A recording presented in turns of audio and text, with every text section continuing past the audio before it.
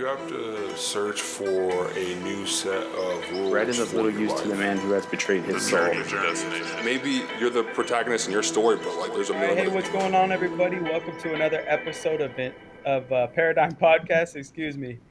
So today is January 9th, 2022. We hope you're having a great beginning to your new year, and we hope you're being better than last year already. So before we jump in today's video, we're going to be discussing Part 4 from Endurance, authored by Alfred Lansing. So make sure you subscribe to the channel, like the video, drop a comment down below, and follow us on all our social media platforms. The information will be down in the description below. So I'm going to jump into a little bit of a summary from Endurance Part 4. It was really like a really interesting, in-depth, super detailed part of the book. Probably my favorite part so far, with so much action. I'll get into it. So the boats and the crew of men were finally launched away from the promptly titled Patience Camp. After 5 months of waiting, they were finally on their way.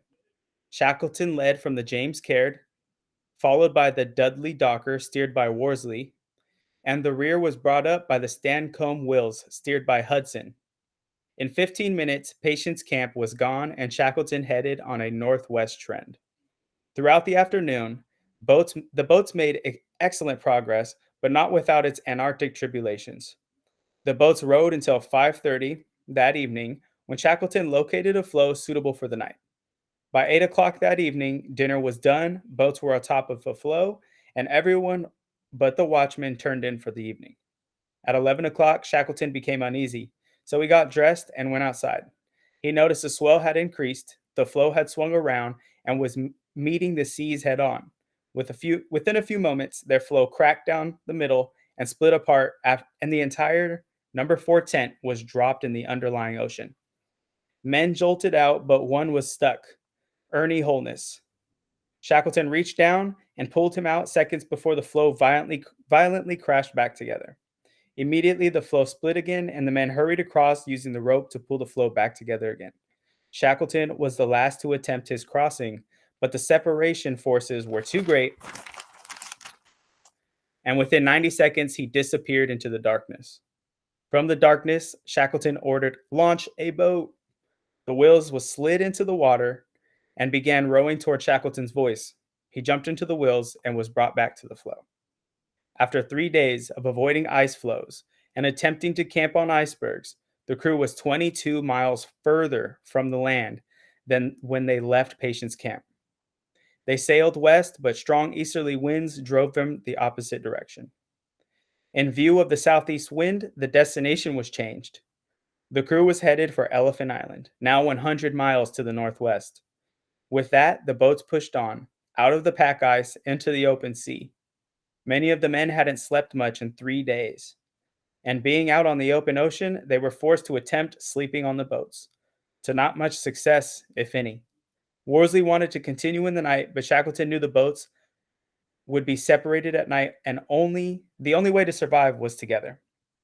That night in the Wills, water rose to knee deep.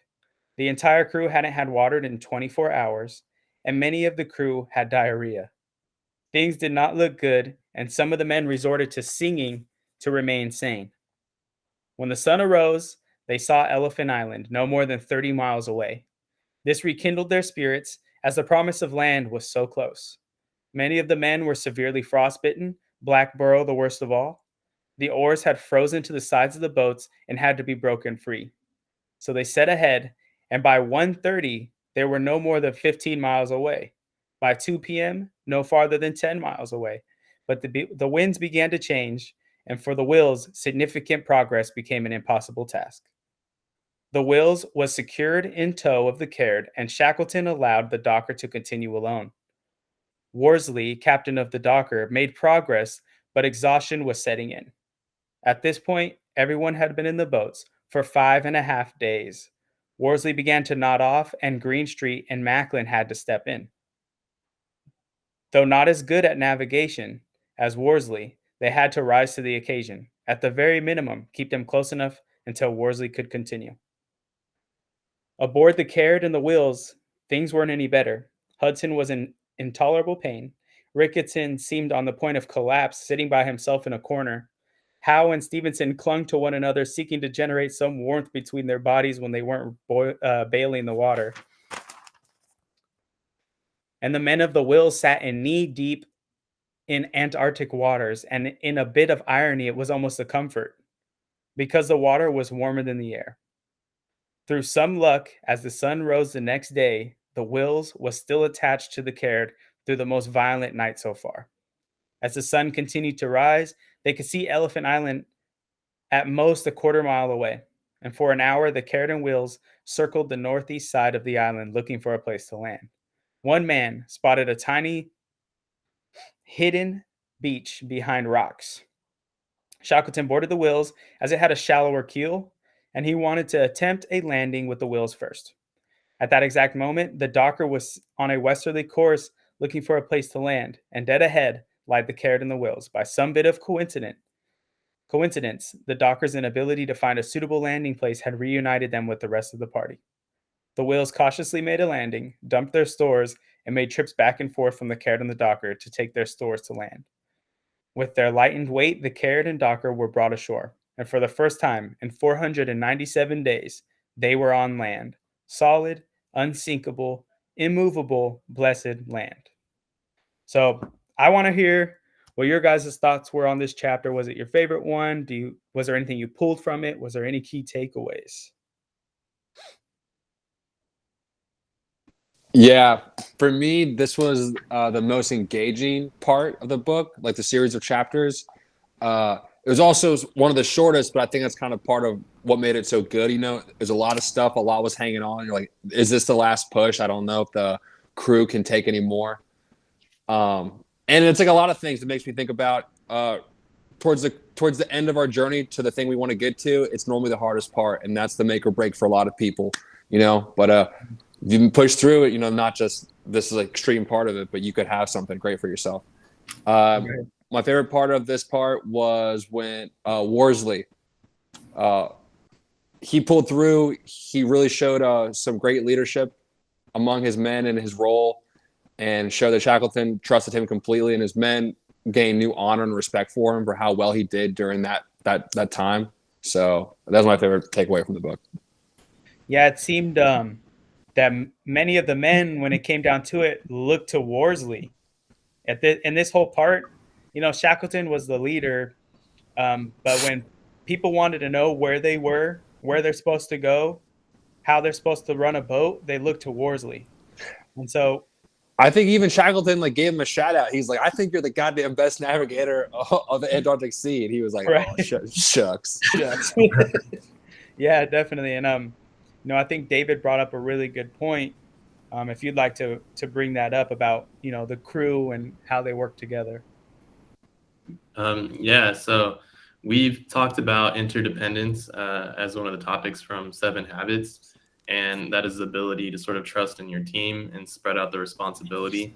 And I think this point in the book, they've been looking to Shackleton for much of their leadership throughout their journey. But at this point, they're split up into 3 boats, and he sort of gave responsibility to everybody. Or not even gave, it was more like, we're splitting up into 3, and people took charge, and they, like Worsley was one of them, like John had mentioned, and I believe it was Wild, right? And the other Hudson. The other boat. Oh yeah, that one. And it was just interesting to see them all work together as a team. And at one point, things were looking pretty grim. All the boats had sort of split up, and they somehow managed to get to the island. And that's where pure, second. I was going to say second nature, but sort of just instinctual leadership came about. And it was make or break. They had to get it done. And my favorite part too is when Worsley's so exhausted and just beat up, he eventually just falls asleep. He was at the same position for a couple days, and they let him sleep. And there's this big wave coming towards the boat, and they're trying to wake him up, but he's just passed out. And then as soon as he wakes up and sees this wave, he's just like, what do you guys do? Get around. He just instantly woke up and was like, put the sail up, let's go. Right. And he just sprang into action. He was just on go mode. And I thought that was super cool. It was just very, very inspirational, and makes you think like what humans are capable when they're going through stuff like this, and no sleep, no water. They're getting super, dehydrated.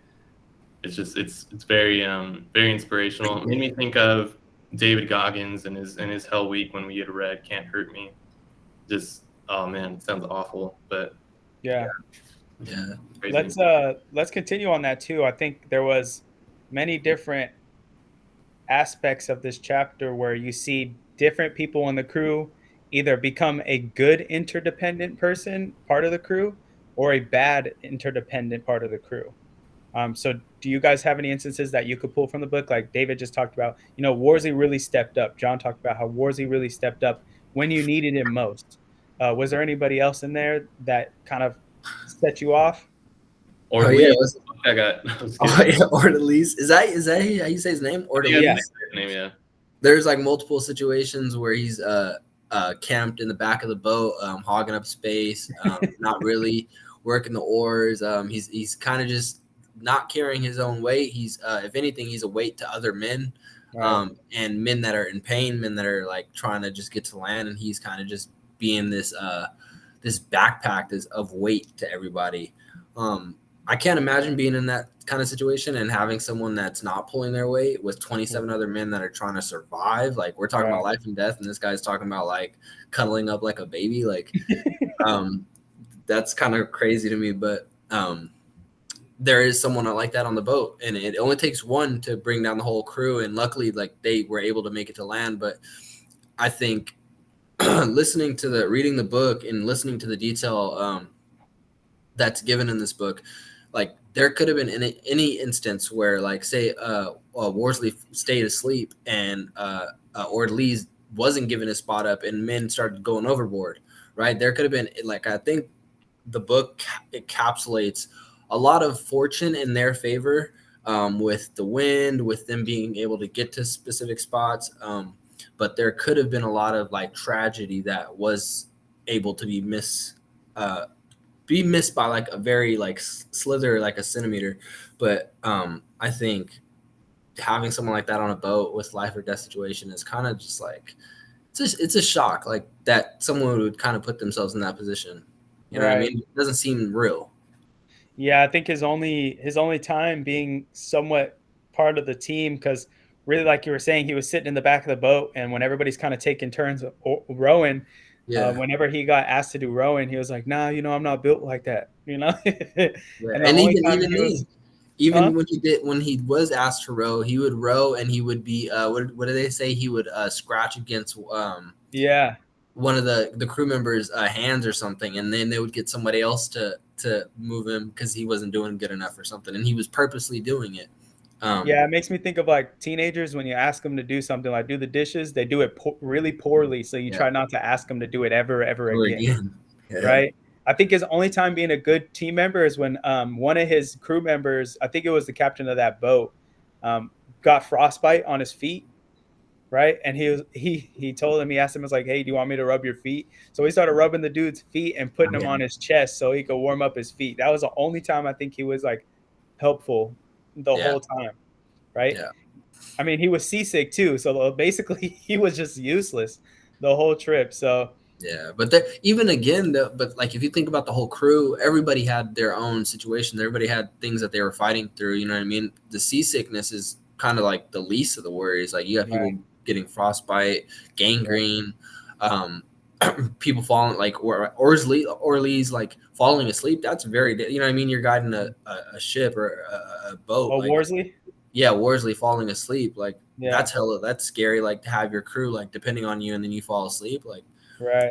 But obviously they're very exhausted. So I think another one, which might have been uncomfortable, but I mean, these guys are, crew at this point, was when Worsley was falling asleep. He had been hunched in this position for 5.5 days.